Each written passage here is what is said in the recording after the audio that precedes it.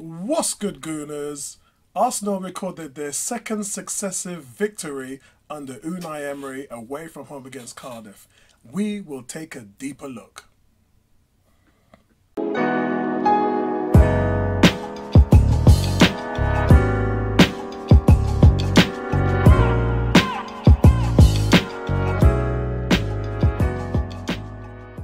But overall, fantastic game. Lacazette has arisen. He is born again. And he's hopefully proved to the boss that he will now remain a starting member of that first 11 team. So let's take a deeper look at some of the tactics on hand. Overall, we were effective at creating goal scoring opportunities from long shot situations, running down the flanks and set pieces. I believe we were a little bit too aggressive in certain places, and we committed a high number of individual errors because at certain points we were pushing too much players out of position, and the cover at the back didn't equate to the amount of players that was up the field. And if you do that, you're going to get caught. We were getting caught. So overall, I think that that's something that they got to work on. We dominated possession, guys, with quick, fast passing, and Mustafi, Aubameyang and Lacazette on the score sheet for us. Also, we had 20 crosses, which was amazing. But let's look at some milestones here, shall we? Aubameyang, 150 goals in all competitions in the French League, German League, and the British League. So that's pretty good. But to be honest, guys, seriously, man, you'd expect that. He's 29 years old. He is elite. He's one of the best in the game. So you'd expect that. Now, also Guendouzi. Guendouzi also became the fourth teenager to start each of our first 4 games in the Premier League this season. And that's a feat that not many players have been able to do in an Arsenal shirt. So big props to him as well. That we're taking too much touches on the ball. And not just in the midfield, defensively as well. And this is, it's bad because the pressure that is being pushed on us is successful because we're falling asleep. And at times it's not just a case of players, it is also a case of decision making. So it's not like, drop Cech or drop Socrates or drop Mustafi or drop Bellerin or Monreal. It's just, you guys, you need to get rid of the ball quicker. When you're being pressed by 3 strikers, 3 front players, you don't have the luxury of 3 touches. It's 1 touch, receive, and then move the ball on. And we're not seeing that. We're seeing a lot of issues that are creating more issues for other people.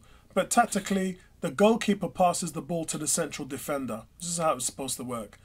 He drives the ball into the path of the right winger or left that's running towards the ball, creating space. And a winger, with only 1 touch, remember, has to pass the ball to the central midfielder, the person he's nearest to, and pass the ball behind him, not in front of him. This combination, guys, ends with a pass from the central midfielder, i.e. Xhaka, Guendouzi or Torreira, to the build-up man in the attack, which is Ozil. Now, this is designed to soak up the pressure. Yeah, if you go goalkeeper, centre-back, right, wing-back, centre midfielder, that's already 4 or 5 touches. So with doing that quickly, you've already taken the other team out of their shape because the ball's moving quickly. So they can't really react to it. By the time that they've turned and felt what's going on, Ozil has the ball and is ready to play along the path of one of our strikers. And with that, we know what the results are. The man creates more chances than any number 10 in the Premiership, bar none. So let's just, let's just be positive about Ozil. I think he had a good game in the second half. In the first half, he kind of was a non-factor. But again, I said he's just growing into the game. But it's then, guys, when the ball crosses the halfway line, that's when the real game starts for this type of system that we're running in the 4-2-3-1. Okay, but our star man was Lacazette. And I say star because this guy was everywhere. He had so much touches on the ball. But there's one stat that sticks out to me hugely. He had 5 shots. Now, Aubameyang has been starting for us and has played twice more than Lacazette has. And he has half the shots. He has half the shots that Lacazette has. So what does that tell you? It tells you that everything that we've been begging for from week 1 has come to pass. And now, thankfully, the boss has seen it. So here we go. Yeah. The strange one is that guess who had the second most shots in that game against Cardiff? It was Mustafi. Mustafi had 3 shots. It makes you wonder. A defender, a central midfielder, had 3 shots. More than Aubameyang, more than Ramsey, more than Ozil, more than anybody else. Very strange. 576 passes Arsenal had in that game, along with 66 long balls. So combined, that gave Arsenal a record in the season of 661 passes in that game. It was nearly 2.5 times more than what Cardiff had, as Arsenal dominated their way to over 72% possession. Cardiff had 66% of passes completed, and that also shows you how much disruption that we were causing on the other end.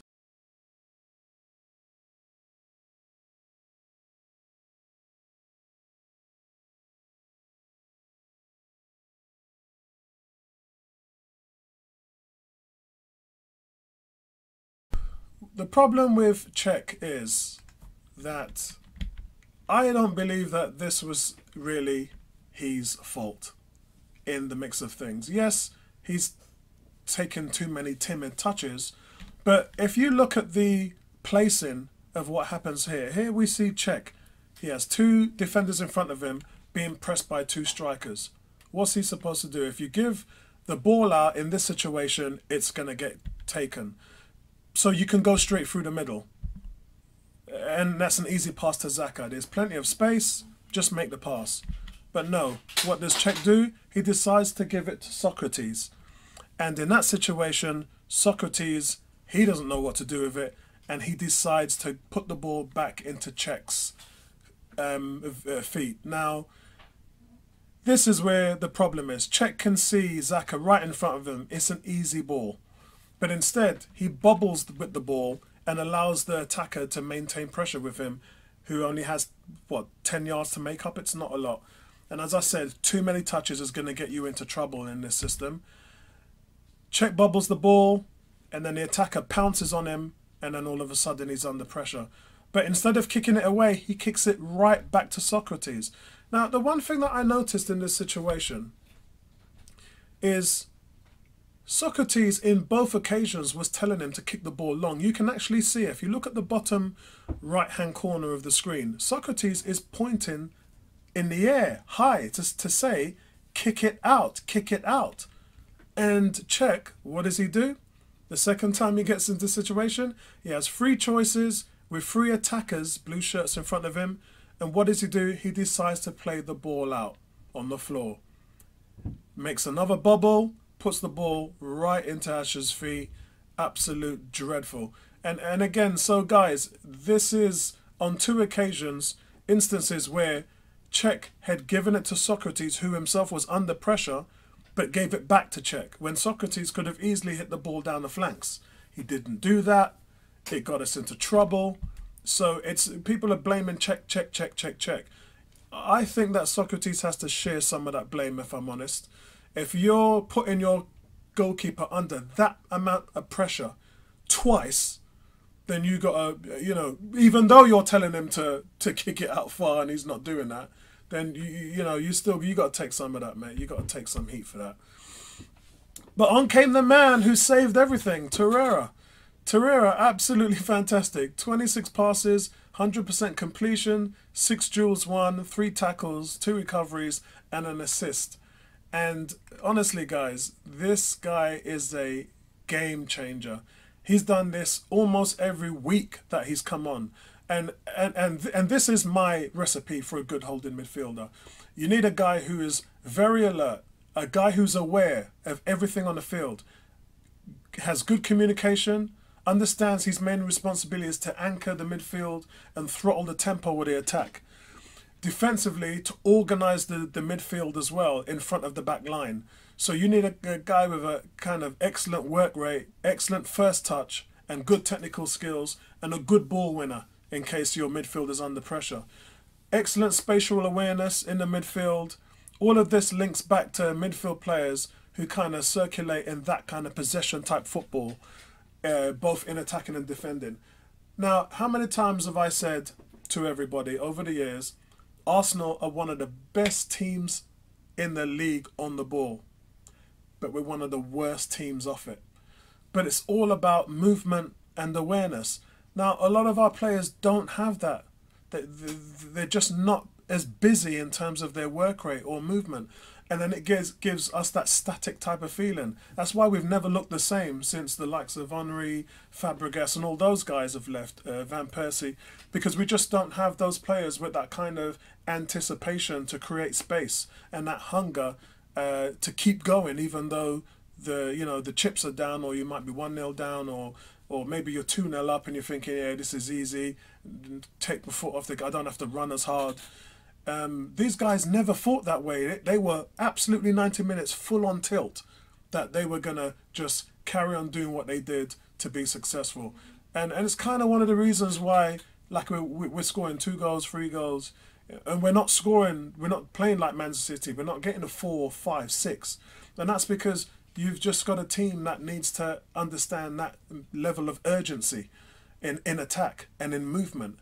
In that way, when we're ahead, we're just too easy to come back to, which is why, 1-0, 1-1, 2-1 to Arsenal against Cardiff, then 2-2. We're just too easy to come back to, because it's like when we get ahead, we just put our hands behind our heads and start relaxing. We've got to give these guys a kick up the backside, and that's on the coach. He's standing up because there's a player who's just not doing his job. And that player is Xhaka. Now, you know me, I'm a stats man, so I'm going to show you the numbers whether you like it or not. Yeah, we're going to run this thing down. And there's 2 things that he has not been doing as well as when he was in Germany. One is the aerial duels. He's not going up there winning balls. This is a player who was averaging 2.5, 3.5 duels per game, 1. But in England, he's barely averaging over 1. So we're seeing his production shrink by half, sometimes 2/3. So something is going on there where his head, his heart, something is just... Because when the ball's in the air, it's hunger, isn't it? It's hunger, it's desire, it's wanting to win, that will to win, that gets you to go up and challenge other players. And looking at these numbers, he ain't challenging nobody. He's just sitting there and just watching things happen. And the other is the shots per game. His shots per game is down as well. So he was averaging 2 shots a game, 2.2 shots a game. With Arsenal, 1.1, 0.3, 1.7, 1.2. Yeah, so if you're shooting half the amount that you used to, then you're going to score half the amount of goals that you used to. It's just, it's math. The more you shoot, the more you score. And he's not doing that either. So, guys, really no disrespect to Herrera. I think it won't be too near into the distance where he's going to nail down that spot. And if Guendouzi keeps on doing what he's doing, then maybe he's going to partner him. But, guys, seriously, let's look at some Granit Xhaka Bundesliga stats. There's a good player in there. There really is a good player in there. Statistically, he used to do all the things that we want him to do. That's why Wenger bought him. But the question is, why isn't he doing it? Is it coaching? Is it his desire or lack of? There's a reason for it. And I'm challenging the manager now, Unai Emery, to find out what these reasons are and get the best out of this player, because I believe he still has it in him. It's there. The numbers don't lie. This guy used to be terrorizing midfielders, and he's just not doing that anymore. He's a puppy. And if you look at him statistically, in comparison to all the other midfielders in the league, he is near the bottom half. If you're playing in a team that wants to be in the top four, you need top four statistics, whether that be creating assists, Ozil, goals, Lacazette, and Aubameyang. You need kilometers run, Ramsey. And you need to be able to win the ball, make tackles, win aerial duels. I'm not doing that. So guess what's happening? 2015, we had Coughlin in that position and letting a league low 20 goals that year. Only, actually, no, we were who had the best defence in 2015 in that calendar year, because we had Mertesacker in the back four and Coughlin in defensive midfield. And ever since we brought Mustafi and Xhaka, we have not finished in the top four. And both have actually had horrible statistics in their respective positions.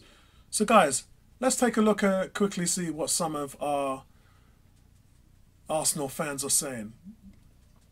So Tom, what's good, Tom? Tom says, some good points raised here. We really need to improve over the next 6 games because Liverpool's front three will steal the ball from us high up the pitch and destroy us on the back end if we're sloppy. Grateful for another 3 points though, especially away from home, and we march on. Right on, bro. Bertram says, Cech cannot play the ball out from the back. It's just not in his locker. He needs to boot the ball upfield or let's put in Leno. As I said, yes, you're right, he does, but I still share some of that blame on Socrates. Putting your goalkeeper under that kind of pressure is a death sentence. So he needs to share some of the blame as far as I'm concerned. Prince, what's good, Prince? Nice to see you join the party, man. Prince says it took Emery 3 games to listen to our appeal to play both Laka and Uber together. Now the next one is Xhaka and Torreira. Yeah, let's all. The new campaign is starting now. Damien, nice one, Damien. Good man, good man. Damien says, Cech really is on thin ice. His general keeper play is solid, but if we're going to play like this, we have to play a keeper that's more comfortable in distribution. And he also says Lacazette was brilliant. Bang on again. I think we're all kind of agreeing with the same thing as opposed to Cech. But as I said, I think part of it is learning how to play better. Don't put him under that stress. He doesn't need to be under that kind of stress. Why are you playing the ball back to him when you've got opposing players, not 2, 3 opposing players on the penalty area line? Why are you doing that? It just doesn't make sense. We're our own nightmare in that scenario. Alex from Cannon Fodder TV on YouTube, check out his channel, excellent channel, says during the international break, Emery will ponder and look through the evidence for and against keeping Cech. And for him personally, it's time for Leno. And there's a strong case for that. There is a very strong case. Because, guys, seriously, what have you got to lose? You've got nothing to lose at the moment. Cech's been playing fantastic as far as making stops, but his distribution has been awful. So what have you got to lose? Especially if you're not playing the teams in the upper echelon. Take a chance. Play the guy for a couple of games and see how he fits in. So, guys, thanks for joining me for today's session. And we're on the up. Things are looking good. Stay positive, my gooners. Stay positive, man. And we'll see you soon in another video. As always, like and subscribe. It really helps me out. Also, click the bell if you want to know the notifications of when the videos are coming out. And thanks for the support, guys. Really appreciate it. Peace out.